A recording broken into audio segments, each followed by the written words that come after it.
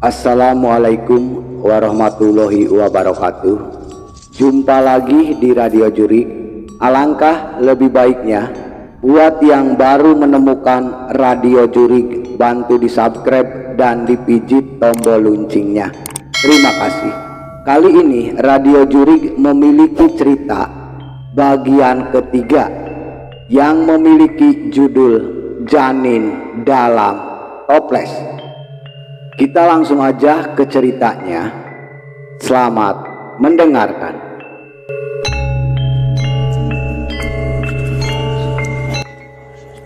Terus dan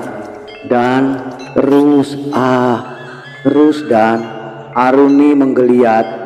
Ia membiarkan Danar melepas satu persatu pakaian yang melekat di tubuhnya. Sementara tangan Aruni juga dengan sangat lincah melepas baju yang dipakai oleh Danar. Tangannya sesekali mengelus dada Danar yang membuat Danar memejamkan mata menikmati elusan tangan Aruni yang sekali merayap ke bawah.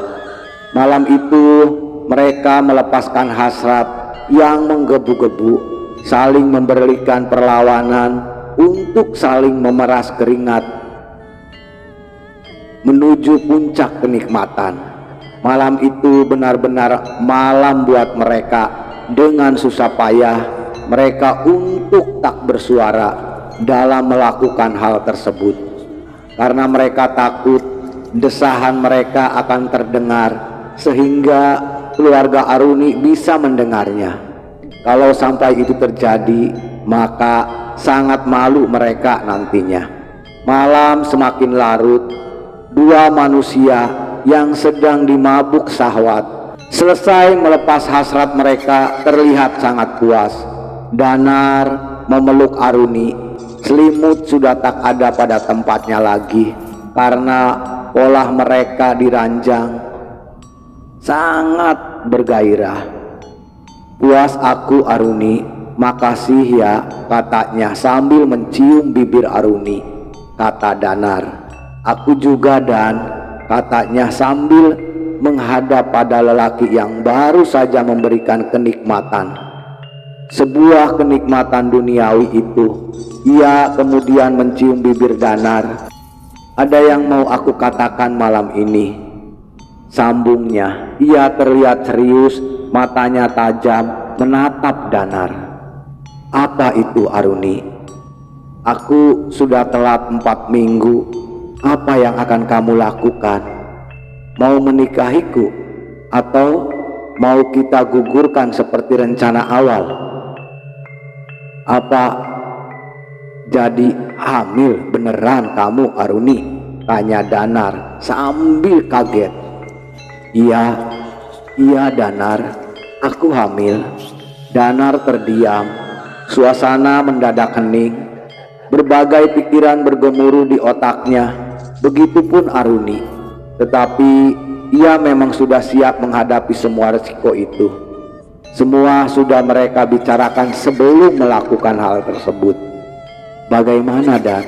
Tanya Aruni lagi, menjelaskan kepada Danar. Biarkan aku berpikir dulu Aruni. Besok aku kasih tahu kamu Aruni. Aku akan menikahimu atau kita gugurkan, katanya sambil mengangkat badannya. Lalu Danar duduk. Baiklah, aku menunggu keputusanmu Danar. Aku pulang dulu, ini sudah malam, apalagi malam Jumat, katanya sambil memakai pakaian kembali. Baiklah Dan, hati-hati pulangnya, nanti ketemu kuntilanak. Yang aku takutkan Aruni ketemu dengan orang yang ronda. Bisa-bisa mereka akan menanyaiku tentang macam-macam. Aku pulang dulu ya Aruni, katanya sambil mencium kening Aruni. Lalu perlahan keluar lewat jendela kembali.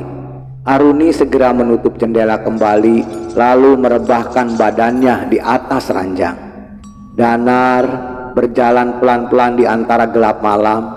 Ia mengedap-ngedap agar jangan sampai kepergok dengan orang yang lagi ronda malam itu. Suasana malam itu begitu sepi. Bahkan suasana angker sangat terasa. Ia melewati jalan dan gang yang gelap hingga akhirnya ia sampai di rumah dengan aman. Danar masuk ke rumah lewat jendela yang sengaja ia tidak dikunci, supaya kalau ia pulang bapak dan ibunya tidak tahu. Ia berjingkat masuk pelan-pelan. Tiba-tiba ia mendengar suara dari sebuah kamar belakang yang tak pernah dibuka sama sekali. Kamar itu memang digembok oleh bapaknya dan melarang siapa saja untuk masuk. Danar masih ingat, kamar itu hanya dibuka oleh ayahnya 3 tahun sekali di bulan Suro pada hari Jumat malam. 3 tahun yang lalu, karena penasaran, sempat ia melihat dan mengintip ke dalam kamar. Dalam remang-remang kamar, melalui sebuah celah, ia melihat sebuah pemandangan yang ganjil. Ia melihat bapak dan ibunya sedang melakukan sebuah ritual, tapi belum sempat ia memahamkan apa yang terjadi di dalam kamar. Ia ketahuan karena kakinya menyenggol sapu sehingga jatuh di lantai, dan berisik yang membuat bapak dan ibunya segera menghentikan ritual lalu berlari ke arah sumber suara. Danar berlari lalu masuk ke kamar. Ia pura-pura tidur supaya tak diketahui kalau ia menjatuhkan sapu saat mengintip tadi. Kejadian itu membekas sampai sekarang, dan malam ini ia kembali mendengar suara dari kamar belakang itu. Tepat 3 tahun bapaknya melakukan ritual lagi. Ia berjingkat perlahan mendekati kamar itu. Ia tak ingin mengulang lagi kejadian seperti 3 tahun yang lalu. Ia membuat ketakutan, perlahan sekali mengedap dan menuju sebuah lubang kunci yang dulu ia gunakan mengintip. Ruang kamar itu memang selalu gelap dan tak berlampu, kecuali sebuah lilin yang menyala kala ritual dijalankan. Danar memejamkan mata untuk melihat apa yang berlaku di dalam kamar itu. Suasana remang tetapi terlihat jelas apa yang sedang terjadi di dalamnya. Danar menahan napas agar bapaknya tidak mengetahuinya. Bapak dan ibunya tampak mengelilingi sebuah meja bulat hitam. Di tengahnya terlihat aneka kembang yang memenuhi meja tersebut. Asap dupa terlihat mengebul tipis. Tangan mereka bersedekah di depan dada dengan mulut komat kamit. Suasana benar-benar mencekam, hening sama sekali, terasa begitu magic. Tangan mereka kemudian bergetar seperti sesuatu yang akan terjadi. Asap dupa tiba-tiba menebal lalu membentuk sebuah sosok kakek-kakek dengan ikat kepala hitam. Danar menggigil melihat hal tersebut, tetapi rasa penasaran membuat ia bertahan dan tak beranjak dari lubang itu. Matanya terbelalak ketika melihat wajah dari kakek tersebut. Dalam temaram lampu remang, ia melihat wajah itu tak bermata ataupun tak berhidung. Wajah itu hanya terdapat mulut besar dengan gigi taring yang terlihat tajam. Sementara lidahnya menjulur, meneteskan air liur. Bapak dan ibunya terlihat memberi hormat, walaupun orang tersebut sangat menyeramkan. Tetapi bapak dan ibunya seperti sudah biasa, sudah kenal, sehingga mereka tak terlihat takut sama sekali. Ambil janin yang kau tumbal terakhir kali itu, bawa ke hadapanku. Suara keluar dari mulut itu lebih terdengar seperti gumaman. Barda lalu mengambil sebuah bungkusan warna hitam, lalu ia membukanya. Terlihat sebuah toples dengan janin yang mengembang di dalamnya.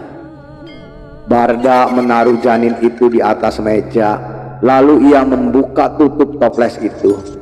Tampak ada 3 janin yang mengembang dalam toples itu. Kakek tua dengan wajah menyeramkan itu menjulurkan lidahnya dan membiarkan air ludahnya mengalir menetes masuk ke dalam toples itu. Seketika terjadi keanehan. Mata janin itu nampak membuka, lalu ketiganya seperti bergerak menatap pada Barda dan istrinya. 4 minggu lagi, Barda, kamu harus mencari satu janin lagi untuk melanjutkan persekutuan ini. Dan ini adalah malam terakhir di mana tumbal janin akan menunggu lagi. Janin baru yang harus ditumbalkan kembali. Selama 8 minggu perlahan wajah kalian akan berkeriput dan menua. Tetapi setelah kalian mendapatkan janin tumbal lagi, maka wajah kalian berdua akan kembali muda lagi, dan kekayaan kalian akan semakin bertambah, kata kakek-kakek yang bermuka menyeramkan tersebut. Baik Ki, saya akan usahakan untuk mendapatkan janin itu kembali, kata Barda dan istrinya mengucapkan dengan secara bersamaan. Plak, plak. Sebuah suara dari luar kamar terdengar nyaring, membuat Barda dan istrinya kaget. Terlihat kemarahan pada kakek yang ada di hadapan Barda dan istrinya. Siapa itu? Siapa itu? Teriak Barda sambil berlari keluar kamar mengejar dari mana arah suara itu berasal. Bersambung ke cerita bagian keempat. Itulah cerita Radio Jurik yang memiliki judul Janin Dalam Toples bagian ketiga. Ikutin terus cerita Radio Jurik Janin Dalam Toples bagian keempat. Dan buat teman Radio Jurik semuanya, sebelum meninggalkan Radio Jurik, alangkah lebih baiknya bantu di subscribe dan dipijit tombol loncengnya. Terima kasih. Buat teman Radio Jurik semuanya, kami mengucapkan selamat beraktivitas dan tetap semangat. Hantu itu ada.